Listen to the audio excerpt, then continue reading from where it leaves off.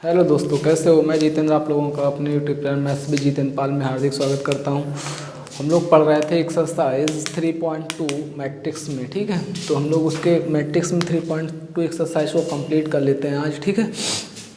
देखिए, कुछ इस टाइप से क्वेश्चन हम लोगों को दिया गया है। 15 नंबर तो क्वेश्चन तक हम लोगों ने कर लिया था। 16 number question like 15 number question है और 17 नंबर क्वेश्चन कुछ इस टाइप से दिया गया है। देखते हैं क्या दिया गया है। लिखा है, यदि a बराबर 3, 4, -2 तथा i बराबर 1, 0, 0, 1 एवं a स्क्वायर बराबर k a -2i हो तो k का मान ज्ञात कीजिए। ये आपको कंडीशन दी गई है। कह रहा है ये दोनों इक्वल हों तो आपको k का मान निकालना है। तो बेटा सबसे पहले आपको k का मान निकालने के लिए आपको पहले a स्क्वायर की वैल्यू निकालनी पड़ेगी। तो a स्क्वायर की वैल्यू निकालोगे कैसे? a मल्टीप्लाई a, तो a का a में मल्टीप्लाई करोगे a स्क्वायर आएगा। तो a की वैल्यू कितनी बेटा रखना जरा, 3 -2 4 -2 मल्टीप्लाई बाई 3 -2 4 -2। जरा इसका मल्टीप्लाई आप लोग कर दीजिए, कितना आएगा। देखिए, मल्टीप्लाई करना आप लोग सीख गए होंगे अभी तक।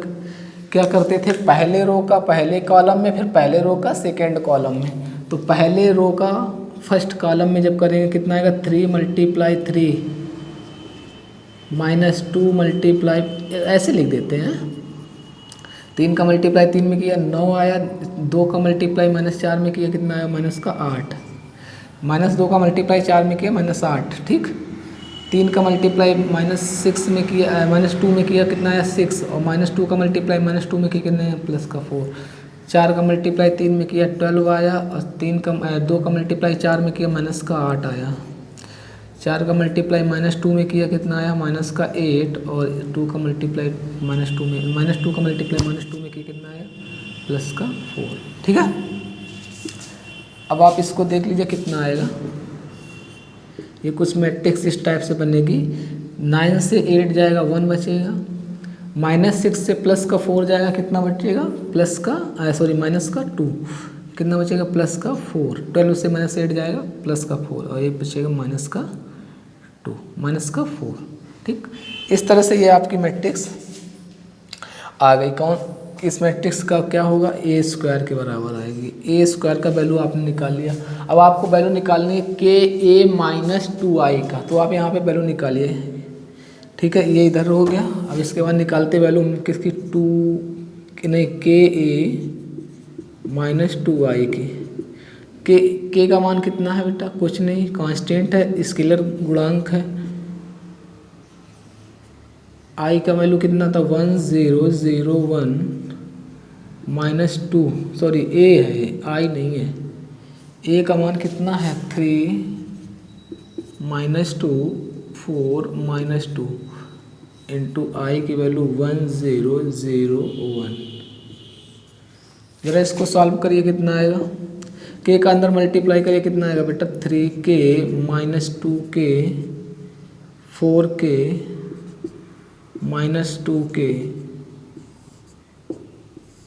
इसमें मल्टीप्लाई करेंगे कितना आएगा, 2 0 0 2 माइनस, केवल 2 का मल्टीप्लाई करें, माइनस चिन्ह का नहीं किया। अब माइनस का अंदर मल्टीप्लाई करेंगे, ये आप घटा देंगे, एक तरह से कह सकते हैं। तो 3k से माइनस का 3k से 2 जाएगा, कितना बचेगा, 3k -2 -2k से 0 जाएगा तो कोई मतलब नहीं। इसका 4k से 0 जाएगा तो 4k -2k से माइनस, ये 2 जाएगा, ये हो जाएगा काय का, माइनस का 2, ठीक।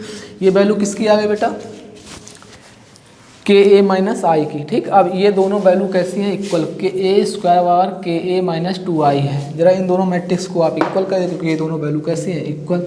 तो अगर जब जैसे आप लोग इक्वल करेंगे इनको, तो आप देखिए क्या आएगा, 1 -2 4 -5 बराबर कितना आएगा, 3k -2 -2k 4k -2k -2, ठीक है। कोई भी पार्ट इक्वल कर दीजिए, मैंने ये पार्ट और ये पार्ट इक्वल कर दिया तो कितना आएगा -2 बराबर -2 के माइनस माइनस कैंसिल आ जाएगा, 2 इसके नीचे आएगा, 2 एकम 2 कितना आएगा के की वैल्यू कितनी आ गई 1, के बराबर 1। ये आपका आंसर हो गया। ठीक है, ठीक है बेटा, समझ में आ गया, नोट कर लीजिए। ठीक, नोट कर लीजिए आप लोग, स्क्रीनशॉट ले लीजिए जिसको लेना है। मैं ऐड जाता हूँ।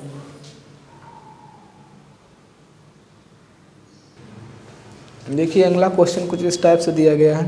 18 नंबर क्वेश्चन कह रहा है यदि a बराबर 0 minus 10 alpha by 2 10 alpha by 2 0 तथा आई कोटि टू का एक दशमक आव्यूह है तो सिद्ध कीजिए कि i प्लस ए बराबर i minus A multiply by cos alpha minus sine alpha cos alpha.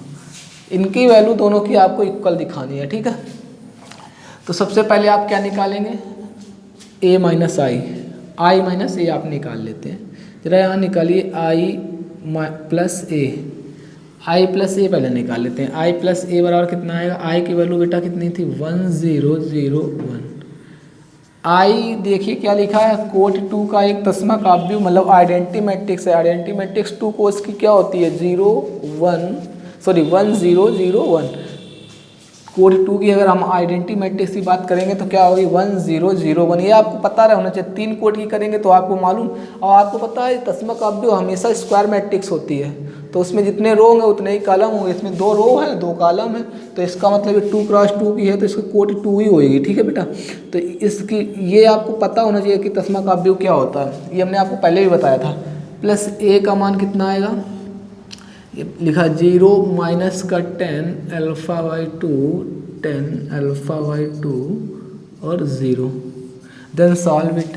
देखिए क्या आएगा, 1 में 0 ऐड करेंगे 0 आएगा, 0 में माइनस 10 अल्फा ऐड करेंगे माइनस का 10 अल्फा बाई 2 आएगा, 0 में प्लस का 10 अल्फा बाई 2 ऐड करेंगे तो प्लस 10 अल्फा बाई 2 ही आएगा, और 1 में 0 ऐड करेंगे 1 ही आएगा। ठीक है, ये आपका मान आ गया किसका, ये वैल्यू आ गई i प्लस ए का मान आपको आ गया। अब आपको वैल्यू निकालनी है बेटा किसकी, इसके बाद वैल्यू आपको निकालनी है i प्लस ए की। इसको हटाते हैं, ठीक है, यहाँ पे लिखते हैं। अब आपको वैल्यू निकालनी है i माइनस ए की, तो सबसे पहले i रखेंगे, i की वैल्यू 1001 माइनस ए का मान 0 minus 10 alpha by 2 10 alpha by 2 और 0। जरा इसको सब्ट्रैक्ट कर दीजिए, कितना आएगा, 1 से 0 जाएगा 1 आएगा, 0 से माइनस का 10 अल्फा जाएगा तो प्लस का 10 अल्फा, क्योंकि ये माइनस प्लस हो जाएगा 10 अल्फा बाई 2। 0 से 10 अल्फा बाई 2 जाएगा तो माइनस का 10 अल्फा बाई 2 आएगा, क्योंकि ये माइनस इसको माइनस कर देगा, और 1 से 0 जाएगा 1। ये वैल्यू आ गई i माइनस ए की। ठीक बेटा, ये आपने निकाल ली थी ए आई। अब i माइनस ए आपने निकाल लिया, इसका मल्टीप्लाई इसी में तो करना है, i माइनस ए का मल्टीप्लाई इसमें करना। तो जरा आप लोग इसकी वैल्यू निकालिए। ठीक है, तो हम इसकी वैल्यू निकालते, देखिए यहाँ पे करते हैं, i minus A multiply by cos alpha minus sine alpha multiply cos alpha. जरा मान रख दीजिए, इसका i माइनस ए का मान कितना आया 1 10 alpha by 2 minus 10 alpha by 2 और 1। ठीक है, अब जरा मल्टीप्लाई करिए इनका, सॉरी बराबर नहीं है, मल्टीप्लाई भी लिख रहे हैं। ठीक है, क्या लिख दिया यार, मल्टीप्लाई में लिखना था ना। 1 10 alpha by 2 minus 10 alpha by 2 और 1। अब जरा मल्टीप्लाई करिए, देखिए क्या आता है। हम इधर लिखते हैं, ठीक है, पहले रो का कॉलम, पहले रो का पहले कॉलम में करेंगे तो first row multiply by first column, तो cos alpha multiply 1 into cos alpha, क्या आएगा cos alpha, minus sine alpha का मल्टीप्लाई कितने आएगा माइनस का 10, तो माइनस माइनस क्या हो जाएगा बेटा प्लस, ये भी माइनस का है, ये माइनस का है और ये भी माइनस का है, तो दोनों का के हो जाएंगे प्लस के, तो क्या आएगा plus sine alpha by alpha और 10 अल्फ़ा बाई 2। पहले रो का सेकेंड कॉलम में cos alpha multiply 10 alpha by 2, cos alpha multiply 10 alpha by 2 और माइनस साइन अल्फ़ा का गुण मल्टीप्लाई 1 में करेंगे कितना आएगा माइनस का साइन अल्फ़ा। सेम मल्टीप्लाई इसका करेंगे फर्स्ट सेकेंड रो का फर्स्ट कॉलम में साइन अल्फ़ा 1 में मल्टीप्लाई करेंगे साइन अल्फ़ा, तो साइन अल्फ़ा आएगा प्लस प्लस आएगा, लेकिन जब हम इसमें कॉस अल्फ़ा का मल्टीप्लाई माइनस 10 अल्फ़ा बाई 2 में करेंगे तो माइनस हो जाएगा, तो कितना आएगा cos alpha into 10 alpha by 2, minus चिन्ह आगे लगा दिया, वैसे हम प्लस का लगाते लेकिन बेटा ये मल्टीप्लाई करने में माइनस में आएगा इसलिए माइनस का लगा दिया। अब इसका मल्टीप्लाई इसमें करेंगे कितना आएगा sine alpha into 10 alpha by 2, जब हमने साइन अल्फ़ा का 10 अल्फ़ा बाई 2 में किया मल्टीप्लाई दिया, कॉस अल्फ़ा का 1 में करेंगे कितना आएगा प्लस का कॉस अल्फ़ा, ये मल्टीप्लाई आया। यहाँ तक किसी को कोई प्रॉब्लम हो तो आप हमसे पूछ लीजिए, ठीक है, देख लीजिए यहाँ तक कोई दिक्कत, कोई शिकवा गिला किसी को नहीं, ठीक। तो बेटा अब हम लोग इसके आगे देखते हैं, इसको हटाते हैं थोड़ा सा ऊपर हम लोग, इसको हटाने के बाद इसको हटा देते हैं, सवाल का कोई काम नहीं है बचा, इस चीज़ को पूरे को हटा देते हैं, ठीक है। सवाल अच्छा है, एग्जाम में इस बार आ भी सकता है आपकी ये। तो जरा इस मैट्रिक्स को ऊपर लिखते हैं, cos alpha plus sine alpha, 10 alpha को मैं चेंज करता हूँ बेटा साइन अल्फ़ा बाई 2 बटे कॉस अल्फ़ा बाई 2। किसी को कोई शिकवा गिला हो तो बता देना जहाँ पे मुझे कमेंट करके, ठीक है। इसके बाद ये आएगा कितना cos alpha sine alpha by 2 cos alpha by 2 minus sine alpha, ठीक है दोस्तों। तो ज़रा हम लोग आगे बढ़ते हैं, इसको इसी तरह से चेंज कर लेते हैं साइन अल्फ़ा, इसको चेंज करेंगे कॉस अल्फ़ा इंटू इसको चेंज करेंगे क्या आएगा साइन अल्फ़ा अपान 2 बटे कॉस अल्फ़ा अपान 2। इसको इसी तरह लिख लेंगे साइन अल्फ़ा 10 अल्फ़ा बाई 2 को चेंज करेंगे साइन अल्फ़ा बाई 2 बटे cos alpha by 2 plus cos alpha. समझ गए? हाँ, तो अब आप लोग क्या करेंगे, आप लोगों को करना क्या, जरा ये देख लीजिए, ये आपके पास ऑलरेडी लिखा है, यही मुझे प्रूव करना है। इस मैट्रिक्स की वैल्यू भी यही मैट्रिक्स आनी चाहिए, क्योंकि आई प्लस ए बराबर आपको वो दिखाना था, ठीक है। तो इसका मान ये आना चाहिए, ये आपको थोड़ा सा याद करके रखना पड़ेगा, मैं हटा भी देता हूँ, आप इधर कर देता हूँ, आप इसको लिखा रहने दीजिए, नहीं तो बाद में कहोगे सर वो जो या हमने आपने कुछ और ही प्रूव कर दिया। देखिए ये प्रूव करना मुझे है, तो देखिए जरा इधर आते हैं, क्या आएगा, इसको हम सॉल्व करते हैं। इसमें कॉस अल्फ़ा बाई 2 हमने एलसीएम लिया, कितना है कॉस अल्फ़ा बाई 2, तो ये कितना आ जाएगा cos alpha by 2 cos alpha into cos alpha by 2 plus sine alpha into cos sine alpha by 2, ये हो जाएगा। इस तरह इधर इसको देख लो, इसका इसमें मल्टीप्लाई करेंगे कितना cos alpha into cos alpha by 2, sorry cos alpha into sine alpha by 2। बेटा थोड़ा सा वैसा क्वेश्चन है, मिस्टेक हो सकती है आपसे भी हमसे भी, अल्फ़ा अल्फ़ा बाई 2 में है, ठीक है। और अपान कितना है कॉस अल्फ़ा, कुछ नहीं किया बेटा, एलसीएम ले लिया कॉस अल्फ़ा बाई 2 और सॉल्व कर दिया। इसी तरह यहाँ पे कॉस अल्फ़ा बाई 2 एलसीएम ले लिया, कितना आएगा sine alpha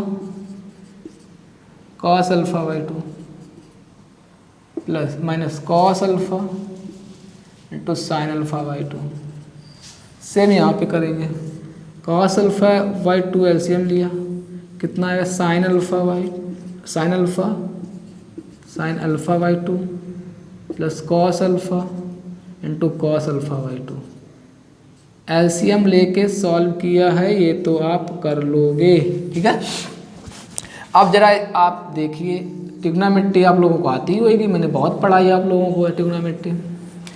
cos alpha sine नहीं cos alpha by two plus sine alpha by two.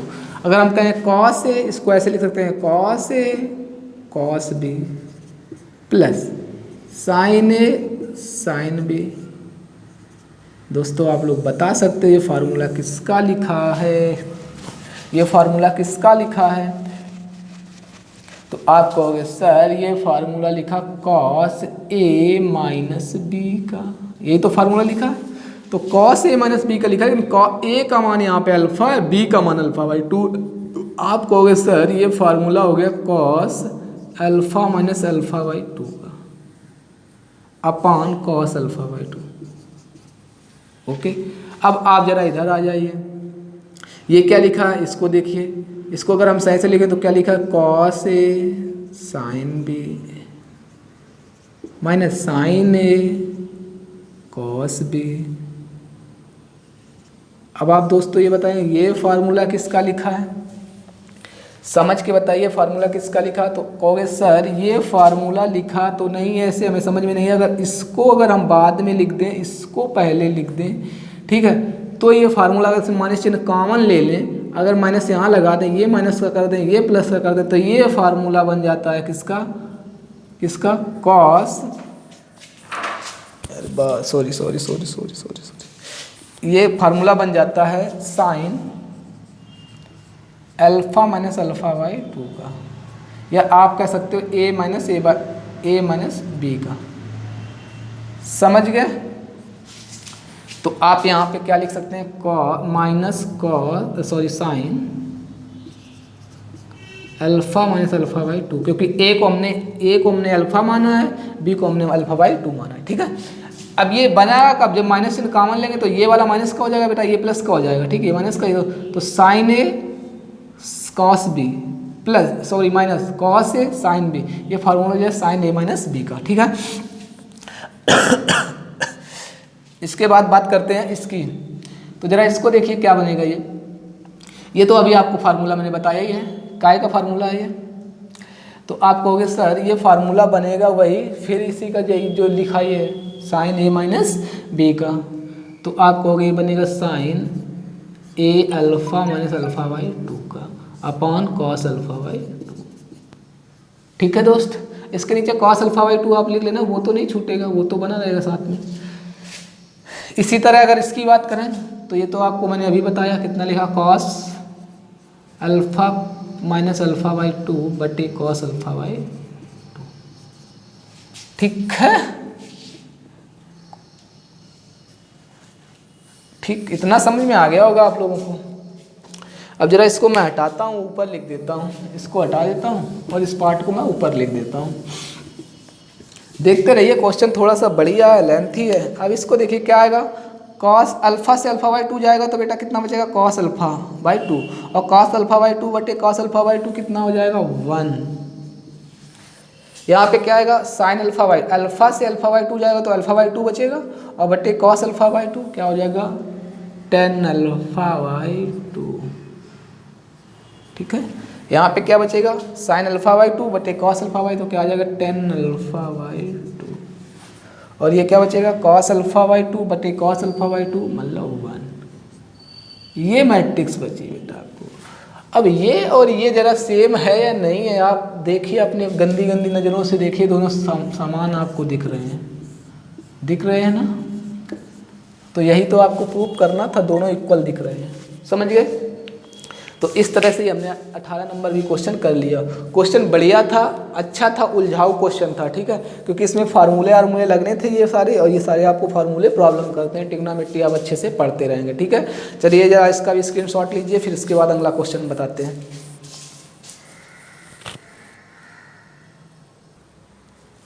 देखिए अगला क्वेश्चन कुछ इस टाइप से दिया गया है, बढ़िया क्वेश्चन है, आप लोग इसको देखिए समझिए क्या दिया गया क्वेश्चन है। कह रहा किसी व्यापार संघ के पास 30,000 रुपये हैं, 30,000 रुपये का कोष है, मतलब उसके पास 30,000 रुपये हैं, जिसे दो भिन्न भिन्न प्रकार के बांडों के में निवेश करना है। प्रथम बांड पे उसे 5% का ब्याज मिलेगा वार्षिक, तथा द्वितीय बांड पे उसको 7% का वार्षिक ब्याज मिलेगा प्राप्त होता है। तो कह रहा अव्यू गुणन विधि के प्रयोग द्वारा यह निर्धारित कीजिए कि 30,000 रुपये के लिए कोष को दो प्रकार में निवेश करने के लिए इस कोष को दो भागों में बांटने के लिए ये किस प्रकार बांटें जिससे व्यापार संघ को प्राप्त कुल वार्षिक ब्याज 1,800 रुपये हो और 2,000 रुपये हो। नंबर एक, पहले एक क्वेश्चन तो ये हो गया, दूसरा क्वेश्चन ये है। तो कह रहा जब 1,800 रुपये वार्षिक ब्याज प्राप्त हो तो इसको मैं कैसे करूँगा, ठीक है, इसको किस तरह से आप करेंगे। तो आप एक बात करिए, पहले तो हमें क्या बताना किससे है, आव्यूह गुणन विधि से। तो पहले हमें तो आव्यूह बनाना तो आना चाहिए, कैसे आव्यूह बनेंगे। तो सबसे पहले आप ये देखिए कि 30,000 रुपये हैं तो उनको दो भागों में कैसे बांटेंगे। अगर हम कहें आपके पास 30,000 रुपये हैं, देखिए इसको दो भागों में बांटा तो कहोगे सर आपने मैंने एक को x रुपये दे दिए, दूसरे को कितना बचा होगा। अगर भाई आपने x रुपये दे दिए, दूसरे को 30,000 माइनस x ही तो बचा होगा। अगर आपने एक व्यक्ति को 30, आपके पास टोटल 30,000 रुपये हैं, आपने एक को 30 x रुपये दे दिए इससे निकाल के, तो दूसरे को आपको 30,000 माइनस x रुपये ही बचे होंगे टोटल। तो आप ये इन दो भागों में इसको बांट लिया। अब जरा देखिए इसको आव्यूह विधि में कैसे लिखेंगे। अगर हम कहें इसको इस तरह से लिख लीजिए, x, 30,000 माइनस x बराबर पहले पे 5% और दूसरे पे 7% बराबर टोटल पैसे कितने प्राप्त हों, 1,800। तो बहुत लोगों को हो जाएगी प्रॉब्लम, वो ये सोचेंगे सर आपने ये कैसे पता जो आपने इसको हॉरिजॉन्टल लिख लिया, इसको वर्टिकल लिख लिया। ऐसा कुछ भी नहीं है, इसको आप वर्टिकल, इसको हॉरिजॉन्टल लिख लो, इसको वर्टिकल लिख लो, लेकिन याद रखना दोनों को वर्टिकल या दोनों को हॉरिजॉन्टल नहीं लिख सकते, क्योंकि आव्यूह गुणन विधि फेल हो जाएगी। क्योंकि आपको पता आव्यूह गुणन विधि कब काम करती है, जब पहले का कॉलम दूसरे मैट्रिक्स के रो के बराबर होते हैं। पहले के कॉलम कितने बेटा, 1 2, दो कॉलम है, और दूसरे के रो कितने हैं, 1 2। तो अगर हम कहें तो ये मैट्रिक्स है 1 क्रॉस 2 की और ये मैट्रिक्स है 2 क्रॉस 1 की, तो देखिए पहले के पहले के कॉलम दूसरे के रो के बराबर हैं, तभी इनका मल्टीप्लाई होगा। समझ गए। तो आप अगर इसको पहले लिखोगे इसको बाद में लिखो तब भी कोई दिक्कत नहीं है, तब भी हो जाएगा, ठीक है। तब इसका मतलब क्या हो जाएगा, दो रो हो जाएंगे, एक कॉलम हो जाएगा, इसमें कॉलम एक हो जाएगा, इसको आपको वर्टिकल लिखना पड़ेगा। अब आप इसका मल्टीप्लाई कर दीजिए, देखिए परसेंटेज में है तो कितना आएगा, x मल्टीप्लाई 5%। अगर परसेंटेज को हटा मान लिख लो अभी, percentage plus 30,000 minus x multiply 7% बराबर 1,800 रुपये। अब यार आप लोग सॉल्व कर लोगे, x मल्टीप्लाई परसेंटेज जाओगे 100 का नीचे मल्टीप्लाई कर दोगे, 30,000 माइनस x 7/100 बराबर 1,800 रुपये। ठीक है, इतना आप लोग समझ गए। अगर इतना समझ गए तो हम जरा इसको हटाते हैं और आप लोग समझेंगे, ठीक है।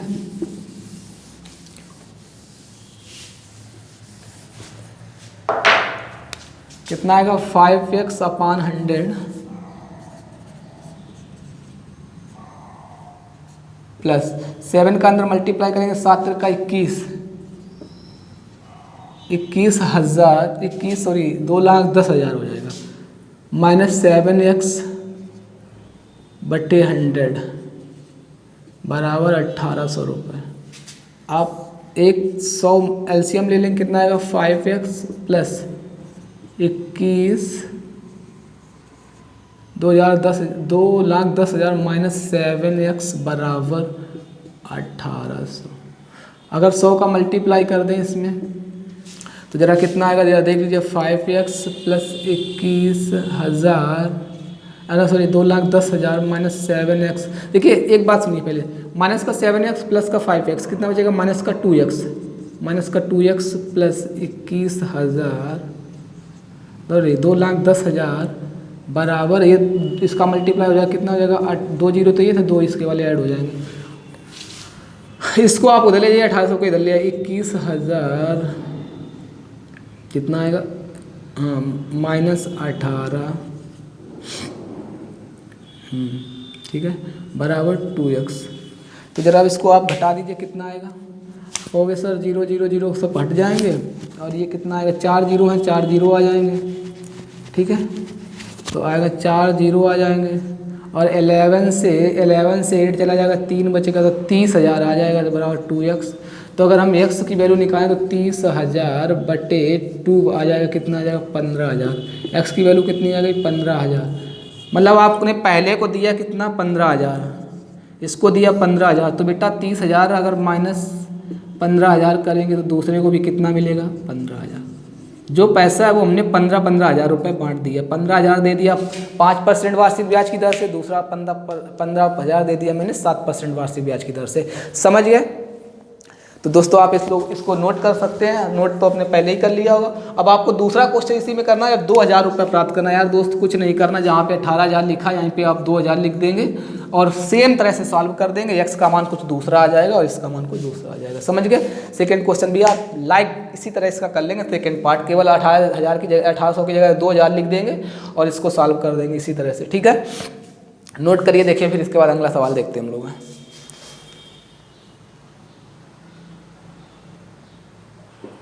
देखिए अगला क्वेश्चन कुछ इस तरह से लिखा गया बेटा, 20 नंबर क्वेश्चन लिखा गया है।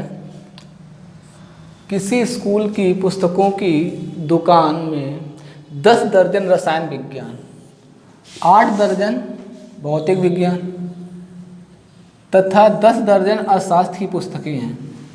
एक दुकान है, उसमें 10 दर्जन रसायन विज्ञान, 8 दर्जन भौतिक विज्ञान, 10 दर्जन अर्थशास्त्र की पुस्तकें हैं। इन पुस्तकों का विक्रय मूल्य जो है वो कितना है? क्रमशः 80 रुपये की है, 60 रुपये की है, 40 रुपये की। तो 80 रुपये की कौन सी होगी? रसायन विज्ञान की। 60 रुपये की कौन सी बुक होगी? भौतिक विज्ञान की। और 40 रुपये की अर्थशास्त्र की। प्रति पुस्तक, एक पुस्तक की कीमत है ये।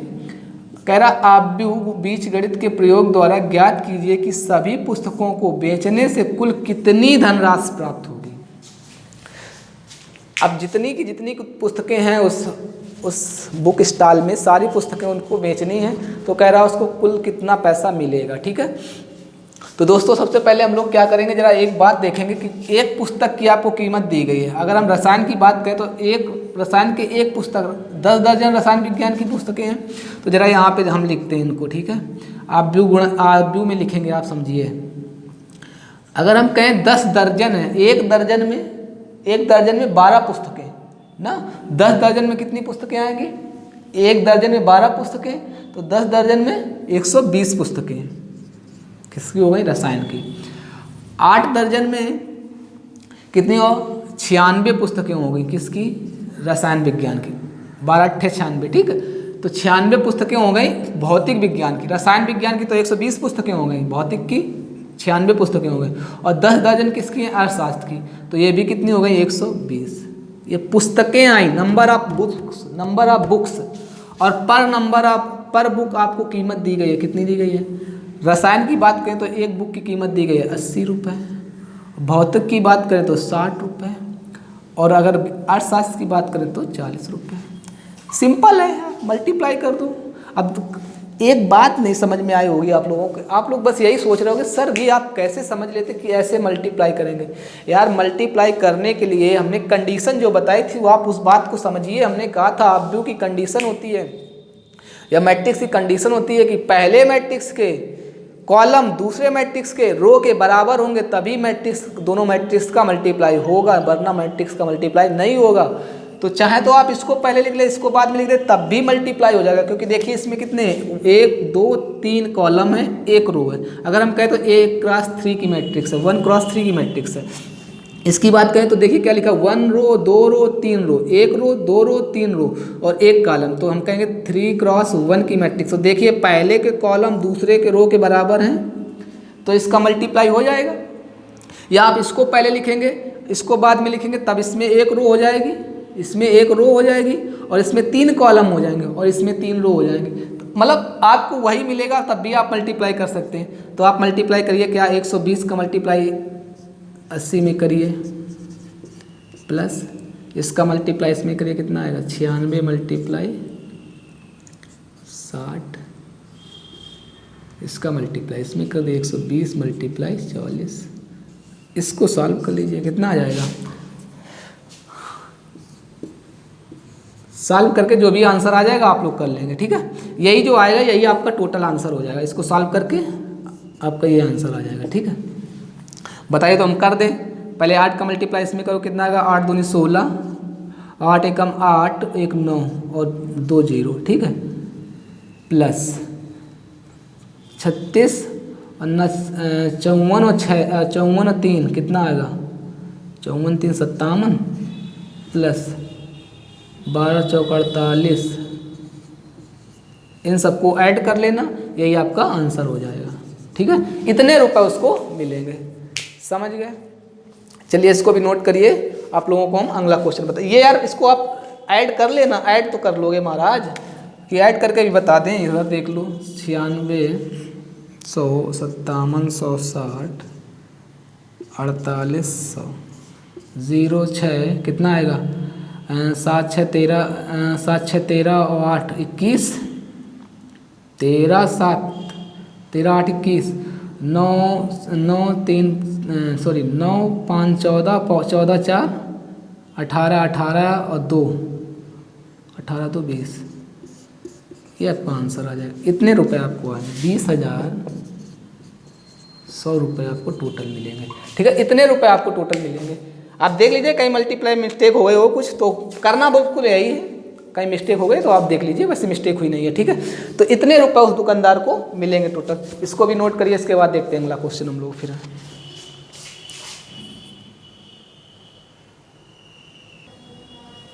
देखिए अगले क्वेश्चन कुछ इस टाइप से दिए गए हैं। कह रहा है मान लीजिए निर्देश दिया गया आपको, कह रहा है x y z w तथा p क्रमशः 2x n 3x k 2x p n×3 और p×k कोटियों के अवयव हैं। तो नीचे दिए गए प्रश्नों को इनकी सहायता से आपको हल करना है। पहला क्वेश्चन दिया गया है कुछ इस टाइप से, कह रहा P Y plus W Y के परिभाषित होने के लिए n और k तथा p पर क्या प्रतिबंध है। तो आप एक बात समझिए पहले, P और इसमें आपको आंसर बताने हैं। 4 आंसर हैं, 4 आंसर में आपको आंसर टिक करना है। तो आप पहले एक बात बताइए, पहले तो आप ये देख लीजिए क्या लिखे हैं, इनको हम जरा यहाँ पहले लिख लेते हैं। तो x की बात करें तो x है कितने की 2x n का, और y जो मैट्रिक्स है वो कितने की है 3x k की, और z मैट्रिक्स की बात करें तो वो है आपकी 2x p की, और w मैट्रिक्स की बात करें तो वो है n×3 की, और बात करें अगर p मैट्रिक्स की तो वो आपको दिए गए हैं p×k का। ये देख लीजिए x y z और p दिए गए, तो ये आपकी उनकी कोटियाँ दी गई हैं। तो हमने ये ऐसे लिख ली। अब जरा आप एक बात बताइए, इसको अभी भूल जाइए बेटा, इसको मैंने पहले से लिख रखा, ये अभी आपके काम का ये नहीं है, ये अगला क्वेश्चन है। इसके पहले बात करते हैं, ठीक। तो इसके पहले बात करते हैं, इसको हटा ही देते हैं, नहीं तो आप लोग कंफ्यूज हो जाओगे सर ये कैसे आपने लिख दिया। चलिए बाद में लिखते हैं, इसको हटा देते हैं, ठीक है। तो देखिए आपको बताना है क्या कि P Y plus W Y के परिभाषित होने के लिए के एन के और पी पर क्या प्रतिबंध है। अब यहाँ पे आपको मल्टीप्लाई की पहले प्रॉपर्टी पता होना चाहिए। आपको पता है मल्टीप्लाई कब होता है कि पहले के कॉलम पहले मैट्रिक्स के कॉलम और दूसरे मैट्रिक्स के रो के बराबर होंगे तभी तो मल्टीप्लाई होगा। तो अगर बेटा हम कहें कि पी मैट्रिक्स, तो पी आप देखो कहाँ पे है, ये इसका p×k की मैट्रिक्स है, और y में मल्टीप्लाई कर रहे हैं, y मैट्रिक्स लिखिए 3×k की। तो आपको पता है पहले मैट्रिक्स के कॉलम तो यही होंगे, और दूसरे अगर p के कॉलम की बात करें तो k कॉलम होंगे, और अगर y के हम रो की बात करें तो कहोगे 3 रो। तो इसके मतलब k की वैल्यू तो 3 होनी चाहिए, तभी तो इन दोनों का मल्टीप्लाई होगा। पहले मैट्रिक्स के कॉलम दूसरे मैट्रिक्स के रो के बराबर होगा तभी उनका मल्टीप्लाई होगा, और p और y का मल्टीप्लाई होना है क्योंकि यहाँ पे लिख रखा है।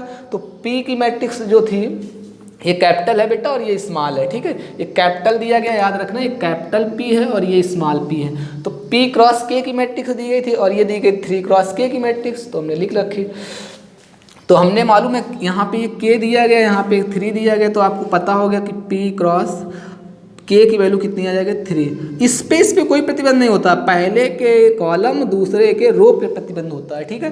तो ये तो बात K की वैल्यू 3 किस में है बेटा, इसमें है, ठीक है, और तो किसी में है नहीं। तो आंसर आप देना चाहें तो आप ऐसे ही दे सकते हैं कि ये आंसर होगा। लेकिन अभी हम और देखते हैं, W इंटू वाई, W क्या है बेटा, W मैट्रिक्स की बात करें तो आपको होगा n क्रॉस 3 की मैट्रिक्स है W, और Y मैट्रिक्स कितने की है, Y आपको मैंने आपको बताई है कितने की, 3 क्रॉस K की मैट्रिक्स। तो हम कहें पहले के कॉलम दूसरे को रो देखिए यहाँ बराबर, यहाँ पे आप कहेंगे तो K और N में आप प्रतिबंध नहीं बता सकते कि K बराबर N हो जाएगा, क्योंकि इस पर कोई प्रतिबंध नहीं होता, इन पे दोनों पे प्रतिबंध था, ये दोनों इक्वल होने चाहिए मल्टीप्लाई के लिए, वो ऑलरेडी इक्वल है, ठीक है। तो अब ये इससे यहाँ से कुछ मिलने वाला नहीं है। अब बात करते हैं ये ऐड दोनों कब होंगे, जब दोनों मैट्रिक्स सेम कोटियों की होंगी तभी तो ऐड होंगी। जो इनका मल्टीप्लाई आएगा उसकी जो कोटि होगी, जो इसका मल्टीप्लाई होगा उसकी कोटि बराबर होगी तभी तो ऐड होगी। हमने कहा था मैट्रिक्स ऐड या सबट्रैक्ट तभी होती है जब उनकी कोटियाँ कैसी होती हैं, आपस में बराबर होती हैं। तो इसकी जो कोटि आएगी और जो इनकी कोटि आएगी, दोनों की कोटि बराबर आनी चाहिए, और जो इसकी कोटि आएगी वो आपको पता है P क्रॉस K की आने वाली है, ठीक है, और जो इसकी कोटि आने वाली 1 क्रॉस K की आने वाली, क्योंकि दोनों इक्वल होते वो छूट जाते हैं। n क्रॉस K की इसकी कोटि आएगी, इसकी आएगी P क्रॉस K की, तो इसकी कोटि आएगी P क्रॉस K की, इसकी आएगी n क्रॉस K की। तो जरा अब आप बता दीजिए कि अगर हम इनको दोनों को जोड़ना है, इन दोनों को जोड़ना है तो इन दोनों की कोटियाँ बराबर होती है, तो K बराबर है, तो बेटा P भी तो N के बराबर होना चाहिए, तो आपको P बराबर N, ठीक, तो P बराबर N। तो आंसर कौन आएगा, फर्स्ट नंबर। आंसर आप यहीं से दे सकते थे लेकिन मैंने आपको समझाने के लिए और समझा दिया, समझ गए।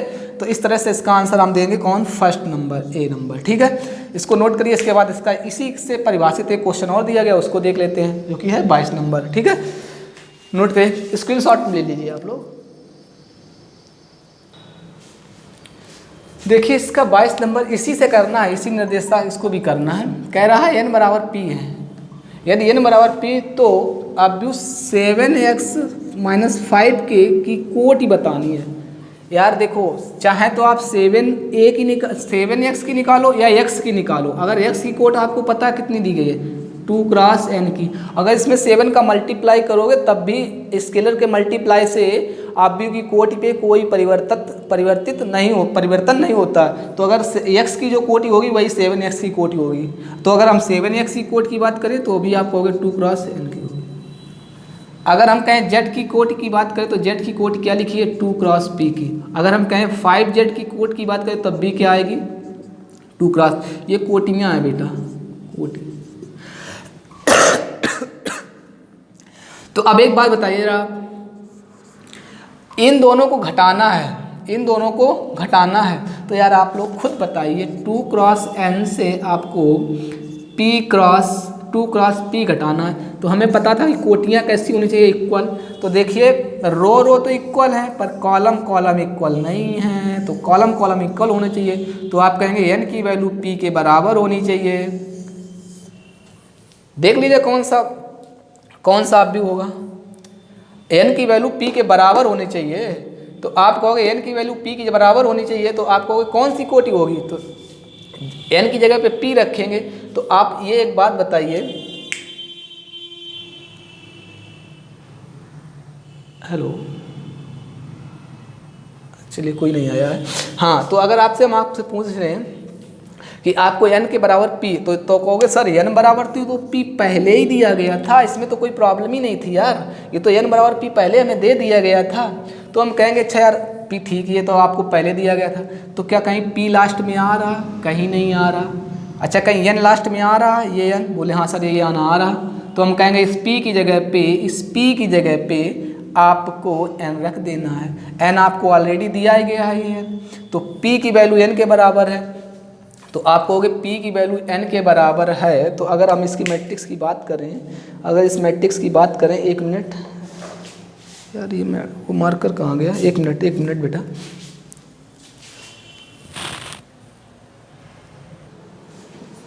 यार मैं जो खोज रहा वो नहीं मिल रहा। चलिए छोड़िए, पहले हम लोग क्वेश्चन करते फिर देखते हैं। हाँ, तो हमने आपसे क्या कहा, ये देखिए यहाँ से आप देख रहे हैं पी एन बराबर पी, तो आपका आ गया ना एन बराबर पी, ठीक। लेकिन अब आपसे अगर हम एक बात बोले, इसको हटाइए जरा, एक बात सुनिए। अगर हम कहें एन बराबर पी है, अगर हम कहें इसकी कोटि आप माने 2 क्रॉस एन, तो आप कहोगे सर यही कोटि होगी, क्यों होगी, अब इस बात पे भी डिपेंड करते। देखिए 7x की तो आपको मालूम है 2 क्रॉस एन है, लेकिन अगर हम कहें 5z की कोटि है 2 क्रॉस p, लेकिन 2 क्रॉस p तो ऐसा, ये देखिए p क्रॉस 2 है, 2 क्रॉस p तो है नहीं कहीं, तो 2 क्रॉस p जब कहीं है नहीं, इसमें किसी में नहीं है, तो 2 क्रॉस n है ये, और ये किसकी है, z की, सॉरी 7x की। तो 7x की जब है 2 क्रॉस n, तो आप कहोगे 5z की भी कोट कितनी होनी चाहिए, 2 क्रॉस n। ये आंसर है, तभी घटेंगे, नहीं तो और कोई कंडीशन पे घटने, क्योंकि n बराबर p निकल रहा, वो आपको उसने ऑलरेडी पहले ही बता दिया है। समझ गए? इस तरह से चैप्टर खत्म हुआ आपका, सॉरी चैप्टर नहीं, ये एक्सरसाइज खत्म हुई। अगर आपको वीडियो अच्छा लगे लाइक करिए, शेयर करिए, सब्सक्राइब करिए, प्लस दोस्तों आप लोग साथ में पढ़ते रहिए। देखिए पढ़ना आपको बहुत ज़रूरी है, और आप लोग इस जो कोविड-19 चल रहा है, इससे बहुत बच के रहिए भैया, बहुत ज़्यादा वायरस फैल रहा है, हमें खुद डर लगने लगा। हम ऑफलाइन कोचिंग पढ़ा भी रहे थे, मैंने बंद कर दिया, मुझे इतना डर लग गया इसका, ठीक है। तो आप लोग देखिए, इसको आप लोग करिए, लाइक करिए, शेयर करिए, सब्सक्राइब करिए, और प्लस हम लोग फिर इसके बाद अगली एक्सरसाइज के लिए जो कॉन्सेप्ट है उनको पढ़ाएंगे, और उसके बाद उसको अगली एक्सरसाइज करेंगे, ठीक है। ठीक है, थैंक यू।